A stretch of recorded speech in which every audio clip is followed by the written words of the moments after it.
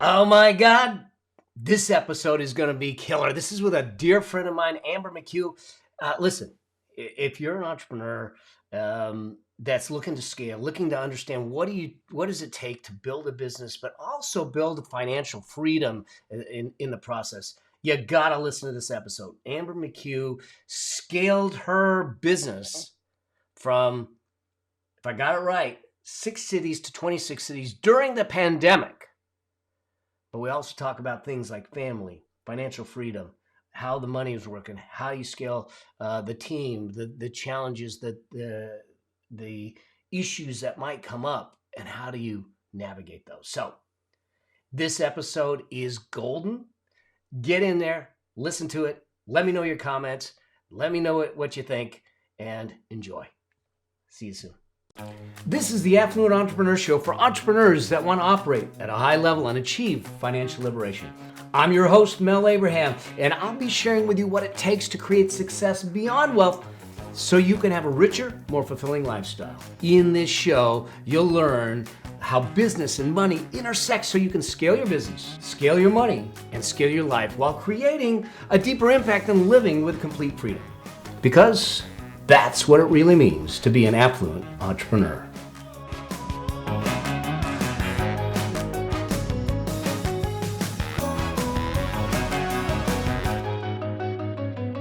Hey there, Amber. So good to have you on the Affluent Entrepreneur Show.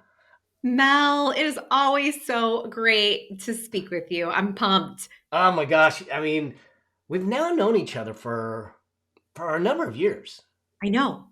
It's weird how time flies and how we reconnect in different ways. Once there was the random Facebook Messenger call. I was like, oh, hey, what's up? This is great. Yeah.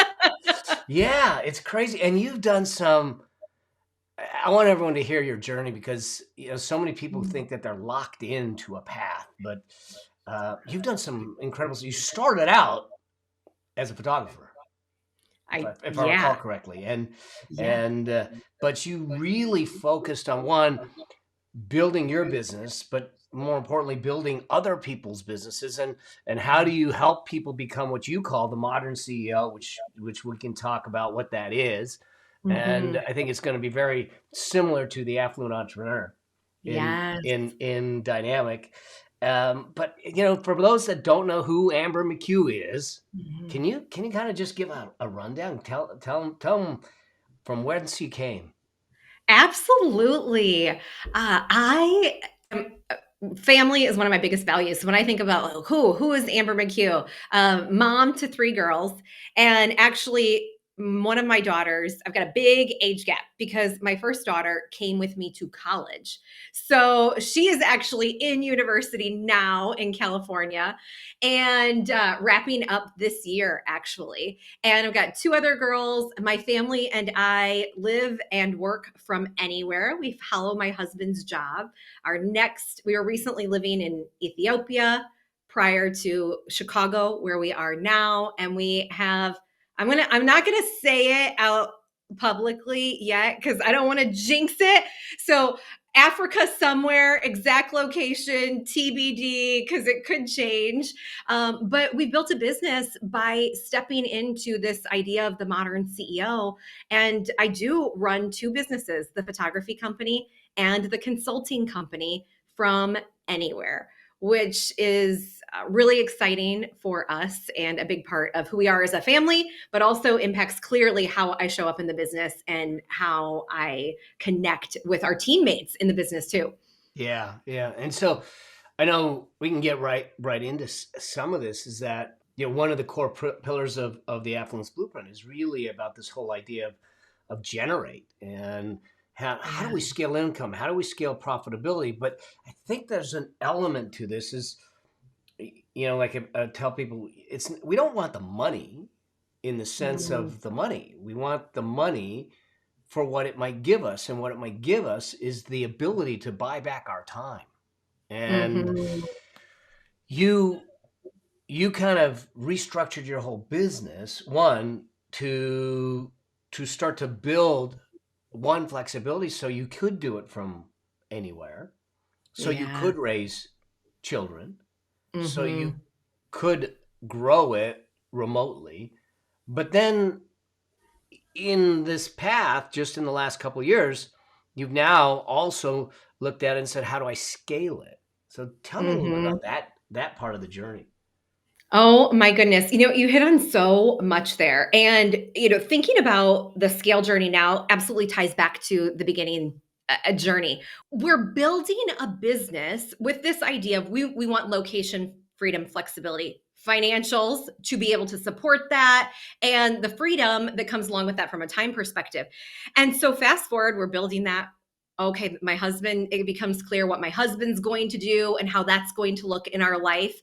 And it moves slower than I expected, but it's all happening. And then fast forward to living in Ethiopia, and we're doing it. Our photography business, for example, was in 6 cities when we were in Ethiopia, and came back from Ethiopia unexpectedly because of the global pandemic in Yeah. March 2020. Landed in the US March 17th, 2020, left Ethiopia the 16th. So, like overnight, long haul, land, and it's so quiet here. I'm like, oh man, yeah, okay. It's different. I'm like the Uh-huh. middle of the streets in Chicago where we landed are completely empty. And of course, we're looking at our business and the photography business saying, we're going to be shut down. And we were less than 2 weeks later. And then on the consulting side, the people, clients I work with, myself, everybody's in the very uncertain times. And so we're adjusting to see how we support there. And what we decided is that this is our time to grow. We've had 6 cities in the photography business. We've been wanting to grow. We've got to get some fine tune some things and scale up our marketing. So we took that time to do it. And we knew that it was going to be an investment. Gulp, making an investment of time, financials on advertising and opening in new cities when you're completely shut down. So Yeah. we made a big bet. Like, we've been wanting to do this scale up. We've been sitting at 6 cities for a while, but now feels like the right time. And it was the perfect time. In those 4 months of a shutdown, we went from 6 to 10 cities. And the next year, 2021, we had the model in place. So we added 10 more. Wow. Now, 2022, my team said, no more. No more additions until we've got to streamline some systems. We want to look at profitability because we knew growing and scaling and moving towards scale through growth was going to require an investment. Yeah. So we took the time, we made the financial investment as well, and now we're at a new level. So we need to operate a little bit differently. So we're fine tuning some things. This is great. And for those of you listening, I hope you're hearing what's going on. One is, first off, making sure that you decide where you want to go, how it Mm, looks, and the willingness to make an investment in that future. But also realize that that investment, as it comes in, um, takes from you. Growth doesn't come without a cost, and mm, a lot of people think that growth is positive. It's a great thing. Growth is good, but uncontrolled growth can actually choke and destroy a business, and it can destroy you financially in the process if you're not careful. yeah, And that's why yeah. I love what you said. Is now you're sitting back saying, "Wait a second, we need to focus now. We've now increased ourselves by 3 times. You Hmm. know, now we got to relook at this thing from a perspective of profitability. In other words, how much cash am I going to be able to take home um, for this? And the second thing, and I think this is really important, is that the systems you had in place when you had 6 cities are likely Hmm. not the systems that you can have in place when you have 26 cities to operate effectively, efficiently, and profitably. You are spot on. And our team would say, and this is where the balance as a leader of a company comes in, because the team was saying, we're not ready. We need to get these things in place for that growth. And the reality is, they were ready, right? And if we would have paused and continued to pause and continued to pause, you can get in this space of never being ready. And the reality is, you can't always predict what you're going to need. So we sort of observed and decided that, hey, yes, there are going to need to be things that change. but we're not going to know exactly what is needed until we step into it. So we got some things in place, and we stepped into a lot unknowing, like, okay, we expect these things are going to come up. We need to watch out for these things. And then we get to 26 cities later, and it's very clear. Okay, here are the things we absolutely must do because we have a new level of knowledge to add anything more, to do anything more. And it starts to shift your strategy. Okay, can we add revenue in a more scalable way, right? We were very focused on growth for a season, knowing that we get to scale. But now what we look at changes. Where can we gain efficiencies? Where can we improve the customer experience? And where, yes, can we increase profitability because growth costs? Yeah. So now we got to reset that. And that's so now you're kind of in a not I would say not a pause, but you're taking a moment. It's kind of like climbing a big mountain. You there's a moment on that climb where you just kind of stop, get your breath, get your bearings. What's next? Make sure you're energized and well rested, and then you move for the next peak. Yes, 100%. And, there's this space where my team was saying, no more growth. And okay. And what do we need to do to get ready for the next season of growth? So, really defining what is it that we need to do to move back, right? To get back on the climb. Because if we just say, like, no more, we could be hanging out there for a long time. It's so true, and I think that um, and this may come as a generalization, so I want to be careful about that. But when we start to grow, whether it's exercising a muscle, exercising a mind, exercising a business, we're going to places we haven't been. Mm-hmm. Just like exercise, muscle, when you first start working out, you get muscle soreness. Mm-hmm. It's because we're moving beyond the boundaries of what we know. And I think sometimes the team, because we're starting to move into unknown territories, will say we're not ready. Mm-hmm. And as a leader, as you call them, the modern CEO, it seems to me that it becomes the leader's ability and responsibility to paint the vision, but also the pathway to the possibility and how to do it, and give the team the skill set that they think Mm-hmm. they need, but the certainty of that journey. Am I Mm-hmm. saying it right?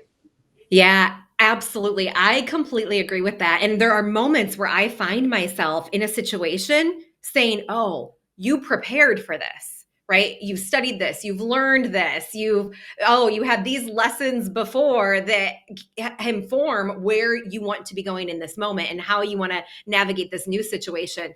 And on the team side, I think it's also painting the vision, sharing the path, getting everybody on the team the tools they need, and also ensuring that it's not my edict that we're Yeah, going to have 10 more cities and this is the vision, but engaging and connecting so that this is our shared vision so true. and there's a connection there. And sometimes I may go too far on that, but I am very much a collaborative leader.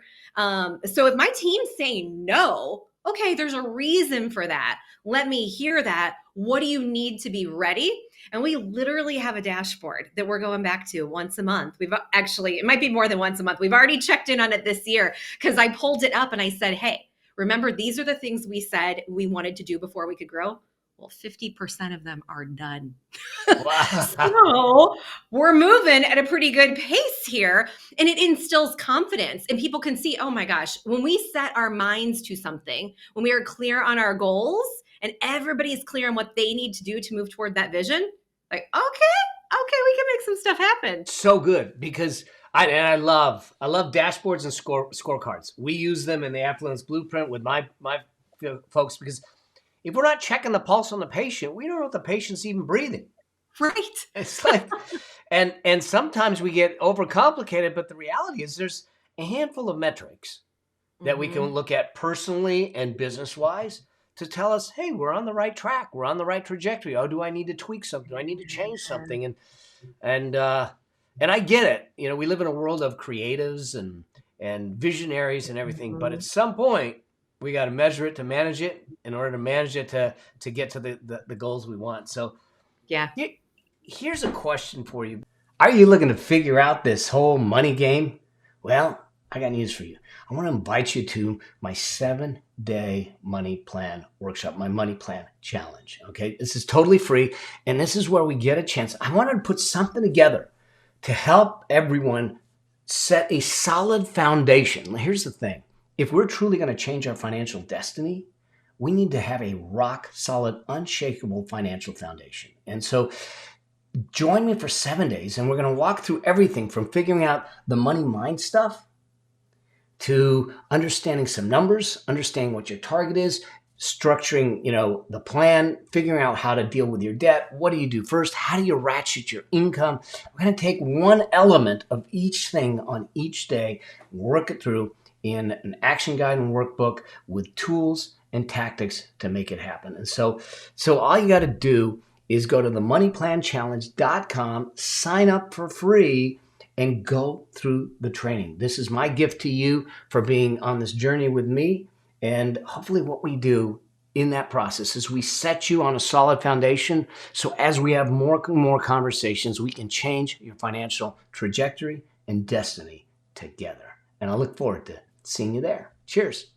Here's a question for you, because I know you're doing this because you love what you do, but Mhm. there's a personal side to this. Obviously, as entrepreneurs, Mhm. we have a vision for our business. We have a vision for the impact we want to have. We have a vision for the solutions we want to create and the passion for that. But we also have a Mhm. vision for our life. We also have a Mhm. desire to have a certain type of personal life, a certain type of Mhm. lifestyle, if you will. How how if you looked at it, how have you married the two, or synced the two, if you will, Mm. to make sure that one is feeding the other? Because you and I both know entrepreneurs that are so focused on their business that and they're what I call treadmill entrepreneurs. But they Mm. do it at the expense of their relationships, their health, their stress levels, all these other things. And to me, that one-sided success is actually not success. Mm. They're so Mel, you are like hitting all the things that are so on my mind right now. And it's interesting because I was a workaholic in corporate, working late, way too late, like boss who I had great relationships with, messaging, I am in back at 2 a.m. Like, what are we doing? Like, looking back, there's nothing that was so important that we needed to be up at that time doing it. And so I have that mindset. And I also have chronic migraines. And it was recently confirmed that I likely have fibromyalgia, which is, I'm just learning about. I don't even know what I do with that at this point. So I've had chronic migraines. My first migraine was when I was in third grade. So Wow. the doctor this morning, he's like, 30 years of dealing with this. I'm like, oh, 30 years. And there was a season where I could just plow through and it wouldn't impact me. And then there was a season where I'm like, but I don't even want to live like that. Then I realized that, oh, this could also be impacting your, like, it's all interconnected, right? So I led with this idea of family as core value, and through all of this I'm realizing, like, oh, wait, but are you showing up in a way in your life, in your business, that demonstrates that? Oh no, okay, maybe you're working too hard. All right, time to change some things. And not even too hard, but just too many hours, like Yeah. not working, just, silly. So I won't even say not smart, because I was like getting a lot done, but it was just overkill. So I realized, as people were saying, you could probably bring it down a notch and everything would be fine. And it's so funny. I have a younger brother. My dad married I have a younger brother who's like 7 years old, same age as one of my daughters.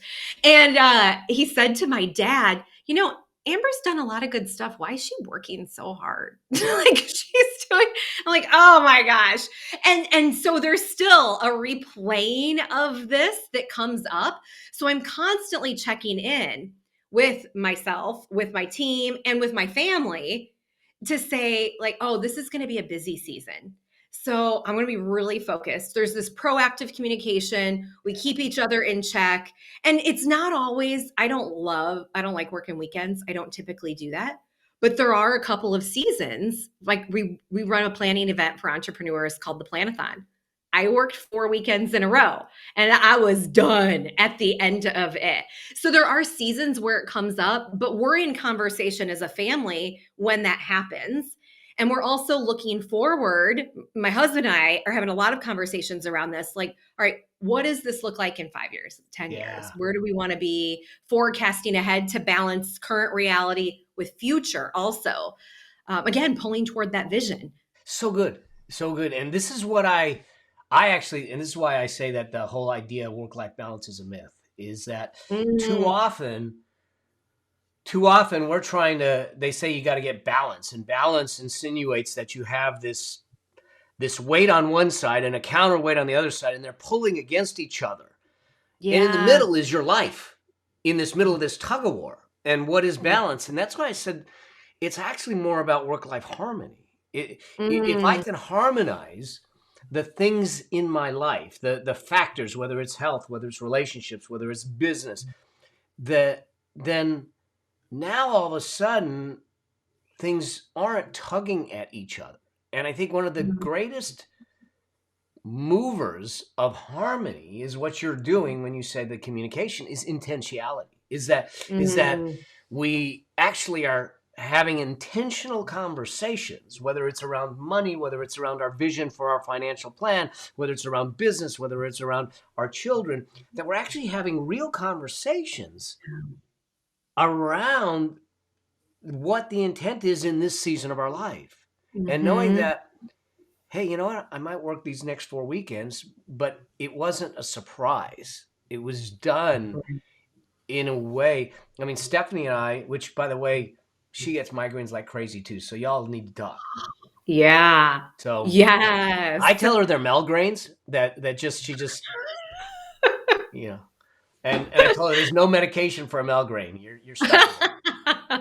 So, but we actually look at a year, and at least at the beginning of the year, we automatically plan, every 90 days, a vacation or staycation, I love whether it's it. it's just shutting things off so we are together. We're reflecting, we're reconnecting, we're rejuvenating so we can recharge and hit the ground running on the other side of it. But Mhm, instead of going through our business and our life and then seeing, oh, we have a free weekend, let's go do something, we do the other way mhm. around and say, no, those are the weeks or the weekends or the 3 days or the 4 days, and we block it out, we lock it in, and we don't change it. We don't Yes. change it. And it's intentional. And what I'm hearing from you, especially with kids and all these things, is that y'all are being intentional. Here's the Yeah. California guy using y'all, but whatever. Yeah. Uh, If it totally worked. As hearing you say that, I'm just reflecting on our time overseas, and I'm so excited to get back there. And I was actually just today looking at the school calendar for the location I hope we get locked into. And I was reminded that the international school, the international community, versus where I'm sitting right now in the US looks at this a little bit differently. Like there's a 1 week fall break, there's a 1 week spring break, there's a 3 week winter break, and plus, some parent teacher conferences, some weekends in between. And we're going places. Like we yeah, are in an incredible location. Okay, what are we going to do? Is it Cape Town, Dubai, Rome? I mean, the list of possibilities. Those are some of the locations we went to before. So we're going to open up some new possibilities with a repeat to Cape Town. Highly recommend it. But like we live for this. And the other thing that I find, Mel, and I wonder if you find this as well, but when I have that thing to look forward to, it pulls me yeah, through. Like it creates an excitement for a life, for what we're up to, for what we've got coming. That I'm like, oh, getting some stuff done before we get to go on this awesome vacation. no problem. Like it just feels so joyful. And for the family too, like we're thinking, okay, what do we need to do to get ready for this next move? And it's all, there's so much enthusiasm Yeah. around all of it. Like we love where we are, we love where we're going, and it just brings a lot of joy to so many elements of I life. love that because we talk about it in the Affluence Blueprint. This idea that one of the three critical outcomes is a richer lifestyle, and a richer Yeah. lifestyle isn't about money in the bank. It's about the Yeah. experiences and the feelings you create in life. Now, money helps, and that's one piece of it. But if money's the sole piece, and that's why when we talk about the affluent entrepreneur, I'm not talking about just money. We're having life conversations Yeah. because, especially for you know with children, to give them worldly experiences, they're Mm. irreplaceable. It's so Mhm. valuable to do that. But then you look at yours and Matt's relationship. When Stephanie and I got together, we're now married 10 and a half years. Um, and I got the better end of that deal. And that is, we looked at each other and said, we want to create experiences with each other, Yeah. memories with each other. Now, those cost money, so we plan for it. We build it in, and we create the financial plan. We look at the but that's what's pulling us. That's why I say the first Mhm. core principle from a financial standpoint is to understand your why before your how and how much. So many Mhm. people say, I just want to have $1 million business. I want to have $1 million revenues. And it's just an arbitrary number. But the real question is why? Why? Yeah, I completely agree. And sometimes I feel like that why question can feel like a big one to answer. Like, what if my why is to generate more cash flow so I can have freedom? Yeah, like go with whatever comes to mind in Yeah. that moment. And it doesn't have to be the depth will come as you step into it. Like I didn't realize, I knew I wanted to volunteer. I knew I wanted to give back. But when I was sitting in Ethiopia, that those words and that want that didn't feel very deep, like give back. Okay, yeah, we all like build in a give back model. It's easy. It feels like no brainer.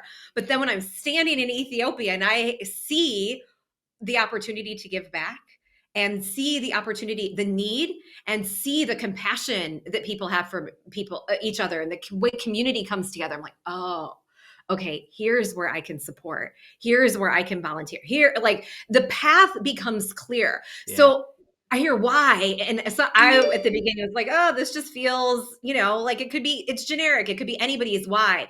But the depth can come in the nuances as you step into action. So don't let not having a deep enough why hold you back. So true. And the why's going to change. You Yeah. don't have to set it and say, "Oh my God!" It's like it's even like the kids that are coming out of school, going into college, and say, "Hey, what are you going to do for a living?" And they're supposedly going to they're supposed to have the answer to the Yeah. rest of their days at 18, at 17, at 16. Are you kidding me? I mean, Uh-huh. and yet uh, it's going to unfold when life happens. When I got cancer, when my granddaughter was born, the why shifted, the why changed. When I met Stephanie, the why changed, and being Mhm. okay with that. And I think that the key thing that you said there is, and I see it a lot in personal development, is that, well, think about your purpose and journal on it, and this that. Clarity doesn't come from contemplation; it comes from action. Yeah. Okay, and yet, and the action might simply be go, well, that didn't feel good. I don't want to do that again. Well, great. Now you know one less thing that you're going to do, but over time, you're shaving away to the one thing or the two things that give you the clarity and the movement and the depth, as you call it, to continue to move forward. Mhm. Yeah, I could not agree more. And it's scary at the beginning. And I will say, as I was hearing you talk and reflecting for a minute on where I am now, it's still a little scary sometimes. Like 10 years into running the business, like, oh, great. Do I really know what I'm doing? Right? You're a Okay, decade yeah, in and you you're know. still questioning it. Exactly. Like, no, you got it. Just keep working it. Like, keep going. And that's like stay in action. And not necessarily like 24/7 action, but strategic, Yeah. focused, measurable, right? What matters? I talk about them as the $100 bills. Like, are you going after the ones and the fives? Or are you keeping your focus on the honeys? Yeah. And we want to keep that focus on the $100 bills and be strategic to go and get them and not just grab anything that's laying around, right? So take focus, strategic action, and it's constantly going to be evolving and changing. So Yeah. I want to throw something at you just because we were talking about this. It's been a decade, and I know the answer, but let's just see. The thing that drove you, say, 8 years ago, versus the thing that's driving you today. Hmm. How much has it changed? Uh, oh, you know, it hasn't overwhelmingly changed. Okay. Nuances, shifts, evolution. What I will say is a big shift for me is things that we conceived of as they become reality. I'm like, oh, okay. Like it's a continual awe, which I think probably that realization makes it very fun along the way too. But I'd say it's a continual awe of what entrepreneurs do, of what my peers do, of what our colleagues do, and it's a continual oh my gosh, like it all just works if you Yeah. stay at it. Because 10 years ago, we never would have thought would have a team in the photography business, a team of 50. We operate smaller in the consulting business, all strategically done, and purpose and intention for both of those team sizes. But there was always part of me that was like, oh, I want to support people in growing my business. I want to create an environment where we care for each other and we love each other up. And it's not just about push and grind, but we're Yeah. doing something cool. And I never would have imagined it's happened in the way that it has happened. Because when we started the photography business, Joanna and I were like, okay, this is going to be a way to not have the JOB anymore. And then we're like, oh, wait, but we want freedom. And then the layers started coming. Don't create another job for yourself. Create something that will give you freedom. Well, how do we do that? We're the photographer and the stylist and the shoot director. Oh, wait, you don't have to be the stylist and the shoot director. Oh, wait, it doesn't have to be you doing XYZ. Now, fast forward, right? 50 employees. So it's shifted and evolved. And so I'd say the big difference is the nuances and the Yeah. how it came to life. Never would have expected. Awesome. Awesome. Now, we're coming towards the end of our time, but I want to shift gears a little bit Yeah. because you're in a household similar to mine in the sense that he's a W-2, he's an employee. Yeah. Okay, you're an entrepreneur. Yeah. Stephanie is an employee, Yeah. executive. Just they're both amazing careers in their own right, and I'm an Mm-hmm. entrepreneur. I've been that for decades. I'm an entrepreneur because I'm unemployable by anyone else. Okay, um, Mm-hmm. but the two of you find a way to get on the same page, and the two of you are working towards a common goal financially, personally, aside from his career and your business. Tell us how Mm-hmm. that works with you. I love listening, learning from, engaging, connecting with people who I just do not understand. Like, right? I like to say I understand Matt's world a little bit because I've read on it and I've tried and we live it. Like it creates our lifestyle. And then at the flip side, he's like, I don't understand how this works. And could I bring him along on some of it? Maybe, but he still offers great perspective. Yeah. And same, we're a partnership. So I think that's probably a key thing. I love to learn from people who have different perspectives because it may unlock something that I didn't see before and I don't know. So I think that's a big value add in our partnership and in our relationship.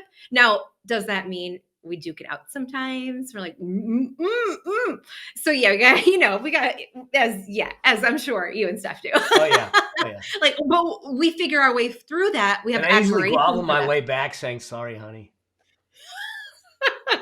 Matt probably kindly says sorry more than I do, meaning I should probably say sorry more, but I may be more stubborn. Matt, I'm sending you this clip. I love it. So I love the different perspectives that can be brought in. And sometimes I do have to say, like, okay, good that he knows that. I can't take that in right now. Like, I can't focus on that right now, which I'd say is another great thing to be able to live the way that we do. He'll take care of some stuff. I'll take care of other stuff. Like, I manage the day to day financials. He's looking a little bit more long term right now. Like, and we're sort of debating some things and how we invest and how we set ourselves up for 10, 20 years from now. But embracing those nuances again and the differences that all of us have. And that pulls through to team, everything. Like, Yeah. oh, you're working on Mel. Like, okay, anytime you want to share or banter about that, oh, I love it. Yeah. And I think that's,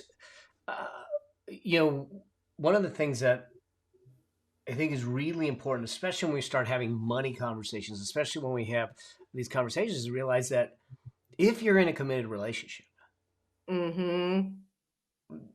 y'all are in a money relationship too.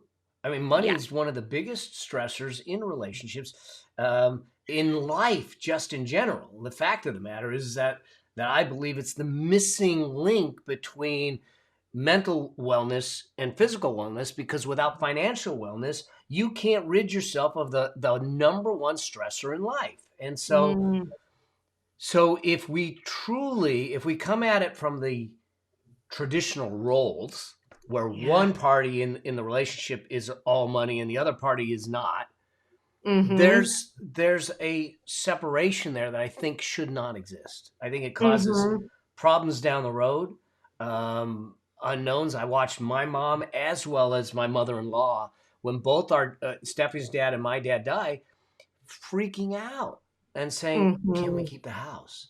And it was because, not because our dads kept things from them. They just grew in that space where they didn't have the conversations, and Yeah. therefore they didn't know, Mm-hmm. and yet with Stephanie, and it sounds like the same with you two, is that you have the conversations. You all know you're on the same financial page. You know where you're going now, how you get there, and all that stuff. Like, we just did a Yeah. really cool assessment where it was almost like they pitted us against each other to see what our values were financially.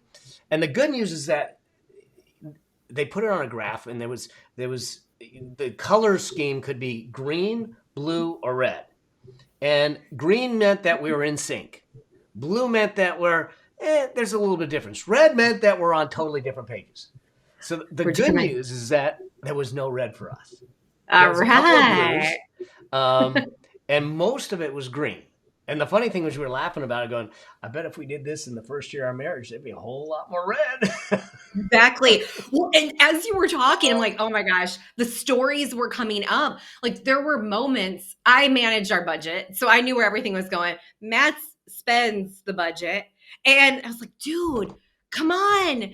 Like, do you not see what I'm going through? So we made a trade at one point where he was going to manage the budget. I'm like, our budget's a mess.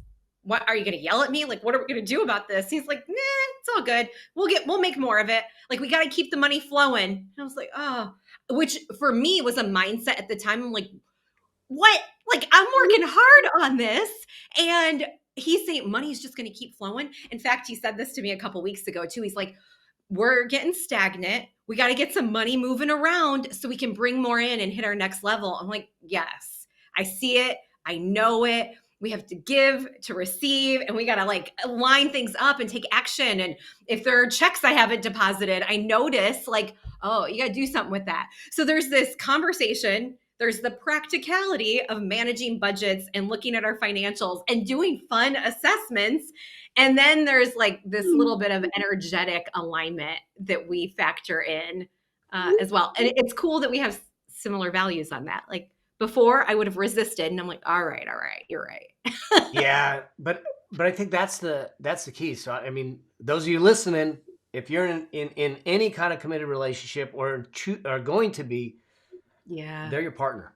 They're your Yeah. partner in life, in everything, finances, money. As hard as the choices, as hard as these conversations can be, they're healing and they're bonding Mhm. for the relationship. And I think that if you truly intend to achieve your financial vision personally, it can't be Mhm. done without those conversations. Completely agree. And when you said healing, they're healing. If we listen, like as Matt has said some key sentences about money to me over the years, and I'm like, oh, I heard that. Now I know where you're coming from. Okay, actually, there's some truth to that. Like, where do I need to adjust? And I felt my shoulders just drop a little as you said they're healing. I'm like, oh, you're right. You can Yeah. chill, Amber. It's So good. fine. So good. So So, good. Oh man, I could talk to you forever. We could just no, all love our different things, conversation. business, money, everything, life. Um, Relationships. oh my God. Yeah. We're gonna do that. If I But can make it to Cali before Africa move, that would be a win. let's do it. That would be a win. Um, so just so everyone knows, how can they kind of follow you? Because you're doing a lot of really amazing stuff for entrepreneurs, with entrepreneurs, not just photography. You're helping people Yeah. build and scale businesses the right way, at least Mhm. in the way that doesn't suck the life out of you. And Exactly. so Yeah. how do people find you, Amber? I'm super easy to find. AmberMcCue.com, Amber McCue on Instagram, Amber McCue Facebook page, Amber McCue, easy breezy. All right, we'll make sure that we put it all up in the show notes, and y'all should be following her. Yeah, There's a come hang out. first things first. The people that I try to bring on the show, a lot of them are my friends, but Mhm. they are amazing souls, amazing hearts, amazing examples of what's possible. And I feel like I am the one that's blessed to be able to say they're my friends. I could not agree more. You build an incredible circle and could not feel more lucky to be a part of yours. Oh my God. Thank you, Amber. Thanks for Ah, being on the show. And thank you, you man. keep me, I know we've got some things planned this year together, so I will know all the moves, all the things and everything. Yes. So Ah, thank you again. thank you. Thank you for being a part of the Affluent Entrepreneur Show with me, your host, Mel Abraham. If you want to achieve financial liberation to create an affluent lifestyle, join the Affluent Entrepreneur Facebook group at melabraham.com/group. And I'll see you there. Cheers. Bye.